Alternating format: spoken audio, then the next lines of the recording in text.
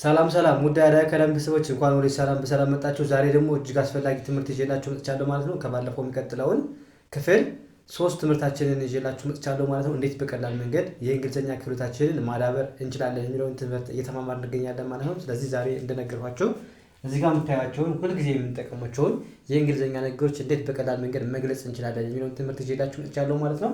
እንግዲህ እንደምታዩቸው ምን ይላል?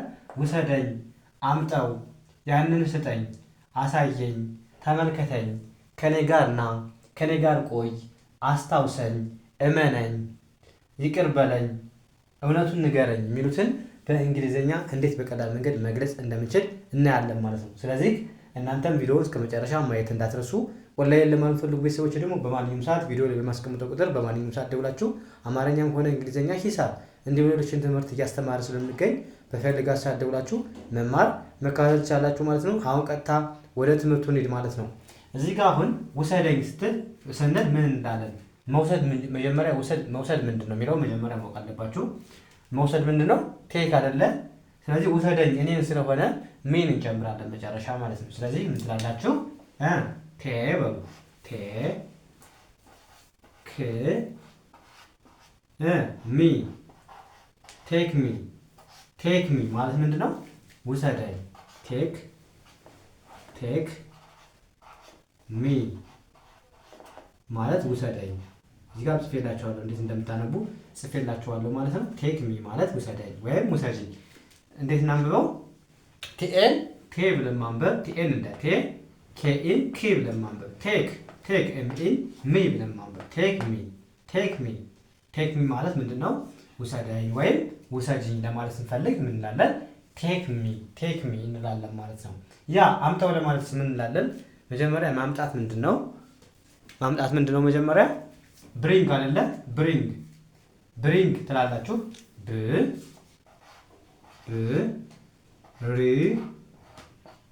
ብሪንግ ኢት አምጣው ወይም አምጩ ማለት ስትፈልጉ ብሪንግ ኢት ትላላችሁ ማለት ነው። ቢን እንደ ብ ማንበብ፣ አርአይን ሪ ብለን ማንበብ፣ አርአይን በአንድ ላይ ሪ ብለን ማንበብ፣ ኤንን ን ብለን ማንበብ፣ ጂን ጊ ብለን ማንበብ፣ ብሪንግ አይቲን ኢት ብለን ማንበብ። ብሪንግ ኢት ስትሉ ማለታችሁ ነው አምጣው ወይም አምጩ። ብሪንግ ማለት ማምጣት ስለሆነ ኢት ማለት ደግሞ እቃዎችን የተለያዩ ነገሮች ለነገሮች ነው የምንጠቀመው ኢትን። ስለዚህ አምጣው እየተባልን ያለውን ነገር ነው የሚገልጸው ማለት ነው ኢት። ስለዚህ ብሪንግ ኢት ስትሉ ምንድን ነው? አምጣው ወይም አምጩ። እዚህ ጋር ጽፍላችኋለሁ በአማርኛ እንዴት ማንበብ እንደምትችሉ ብሪንግ ኢት ብላችሁ ማንበብ ትችላላችሁ ማለት ነው። ብሪንግ ኢት። ያ ያንን ስጠኝ ስትሉስ ምን ትላላችሁ? ያ ማለት ምንድን ነው?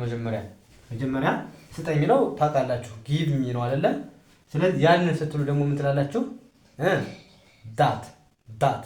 ስለዚህ ጊቭ በሉ። ጊቭ ማለት መስጠት፣ ሚ ማለት ነው ስለሆነ፣ ስለዚህ ጊቭ ሚ ከሆነ ስጠኝ ወይም ስጭኝ ይሆናል ማለት ነው። ስለዚህ ጊቭ በሉ።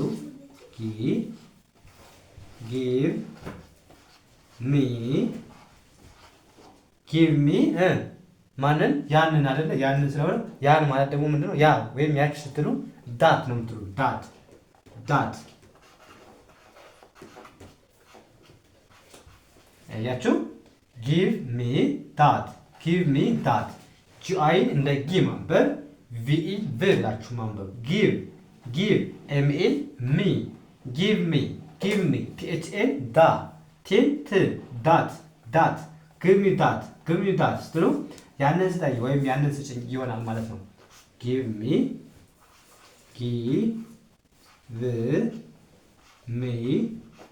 ዳት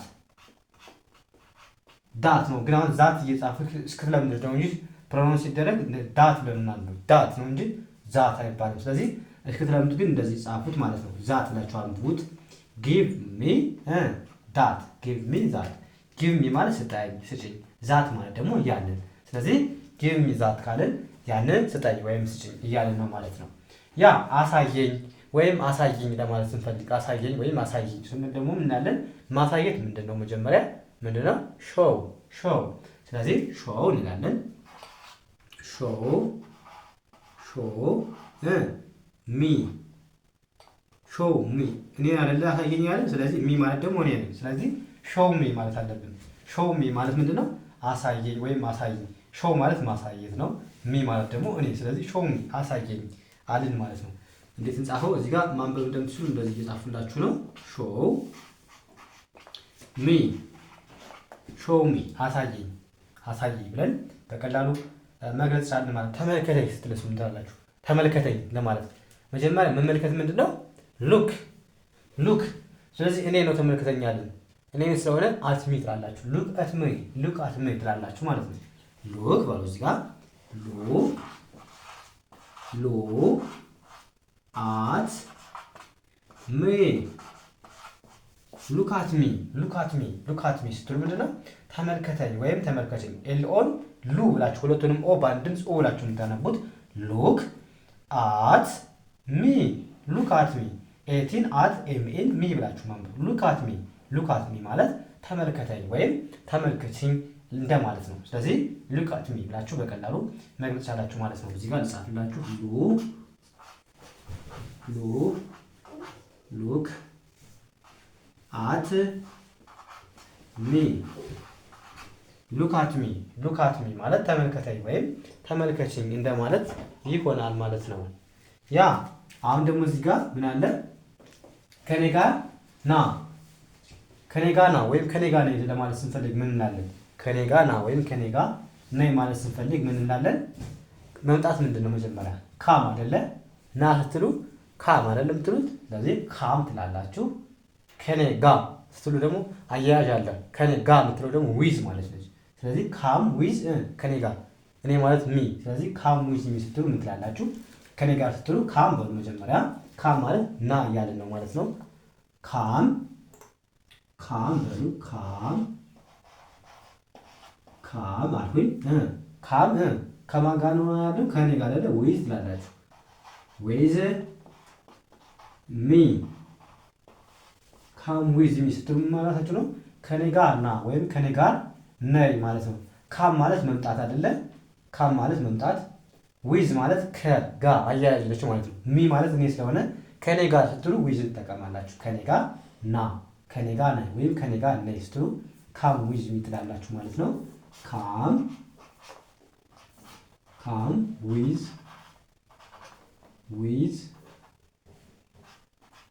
ዊዝ ሚ። አማርኛው በደንብ አይታይም፣ እዚህ ጋር ጻፍላችሁ፣ ይቅርታ ቦታ ስላነሰኝ ነው ማለት ነው። ስለዚህ ካም ዊዝ ሚ ስትሉ ከኔ ጋር ና ወይም ከኔ ጋር ነይ እያልን ነው ማለት ነው።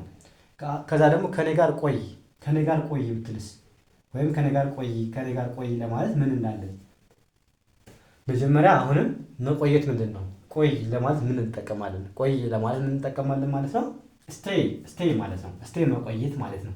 ስለዚህ ስቴይ ዊዝ ሚ ማለት ይሆናል ማለት ነው። ስቴይ ዊዝ ሚ ማለት ከኔ ጋር ቆይ ማለት ነው። ስቴይ ብሎ እዚህ ጋር ኤስ ቲ ኤ ዋይ ስቴይ አላችሁ። ስቴይ ማለት መቆየት፣ ዊዝ ከዋጋ ዊዝ ሚ ከኔ ጋር ቆይ፣ ከኔ ጋር ሁን ለማለት ስትፈልጉ ስቴይ ዊዝ ሚ ማለት ትችላላችሁ ማለት ነው። እዚህ ጋር እንዴት እናንበው? ኤስን እንደ ስ ማንበብ፣ ቲኤን እንደ ኤስን እንደ ስ፣ ቲኤን እንደ ቴ፣ ዋይን እንደ ስቴይ ማለት አለባችሁ። ከዛ ዳብሊው አይን ዊ ብላችሁ ማንበብ፣ ቲኤችን ድ ብለን ማንበብ፣ ዊዝ ኤምኤን ሚ ብለን ማንበብ። ስቴይ ዊዝ ሚ ማለት ምን ማለት ነው? ከኔ ጋር ቆይ ወይም ከኔ ጋር ሁኚ ለማለት ስትፈልጉ በዚህ መልኩ መግለጽ ትችላላችሁ ማለት ነው። ከዛስ አሁን ደግሞ አስታውሰኝ ወይም አስታውሽኝ ለማለት ምን እንላለን? መጀመሪያ ማስታወስ ምንድን ነው? ማስታወስ ሪመምበር አይደለ? ሪመምበር ካለን ማስታወስ ነው። ስለዚህ እኔን ስለሆነ ሪመምበር ምን ትላላችሁ ማለት ነው። አስታውሰኝ ስትሉ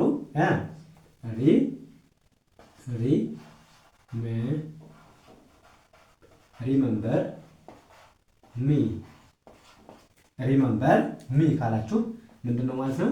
አስታውሰኝ ወይም አስታውሽኝ። ስለዚህ እዚህ ጋር ጻፍላችሁ ሪመምበር ሚ ካላችሁ አስታውሰኝ እዚህ ጋር ጻፍላችሁ ስታይ ማለት ስታይ ስቴይ ነው። ስቴይ ስቴይ ስቴይ ስቴይ ዊዝ ሚ ስቴይ ዊዝ ሚ ማለት ከኔ ጋር ቆይ። ይሄ ደግሞ አርኢን እንደ ሪ ማንበብ ሪ ኤምኢ መ ኤምን እንደ ም ቢኤን እንደ በ አርን ሪመምበር ኤምኢን ሚ ብለን ማንበብ ሪመምበር ሚ ምን ማለት ነው? ሪመምበር ሚ ስትሉ አስታውሰኝ ወይም አስታውሽኝ ለማለት ሲፈልጉ ሪመምበር ሚ ትላላችሁ ማለት ነው። ያ እዚህ ጋር ደግሞ እመነኝ ወይም እመኝ ስንል ምን እንላለን? መጀመሪያ ማመን ምንድን ነው? ማመን ብዙ አለ። ቢሊቭ ማለት ትችላላችሁ። ትረስት አለ። ስለዚህ አንዱን መምረጥ ትችላላችሁ ማለት ነው። ስለዚህ ቢሊቭ ሚ ማለት ትችላላችሁ ወይም ትረስት ሚ ማለት ትችላላችሁ። ትረስት ሚ ወይም ቢሊቭ ሚ ማለት ትችላላችሁ። ስለዚህ እኔ ቢሊቭ የሚለውን ጻፍላችሁ ቢ ወይም ትረስት ይቀላችኋል። ትረስት ሚ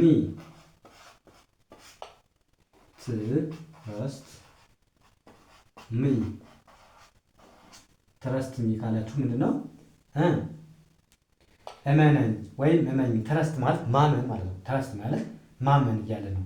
ሚ ማለት ደግሞ እኔ። ስለዚህ ትረስት ሚ ካለ የሚሆነ ሰው እመኝ ወይም ብሊቭ ሚ ማለት ትችላላችሁ። ብሊቭ ሚ ወይም ትረስት ሚ ማለት ትችላላችሁ። እመነኝ ወይም እመኝ ለማለት ሲፈልጉ ቲን እንደ ት ማንበብ፣ አርዩን እንደ ረ ማንበብ፣ ኤሰንስ ቲንት ትረስት ኤምኤን ሚ ትረስት ሚ ማለት ምንድነው?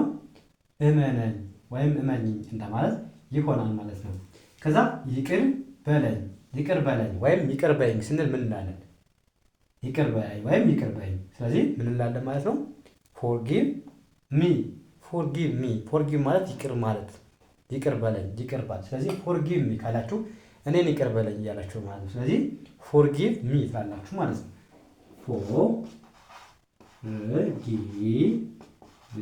ፎርጊቭ ማለት ይቅር ማለት እኔ ስለሆነ ፎርጊቭ ሚ ትላላችሁ ማለት ነው። ፎርጊቭ ሚ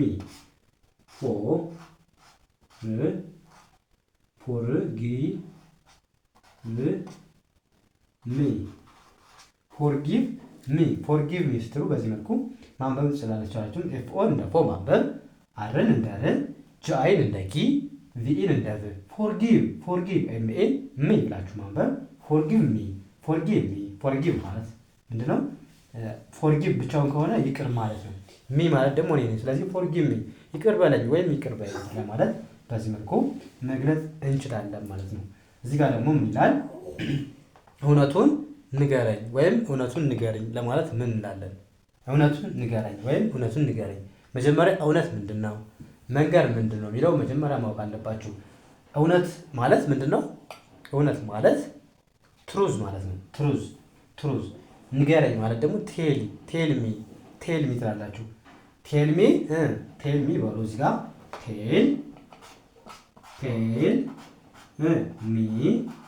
ቴልሚ ትሩዝ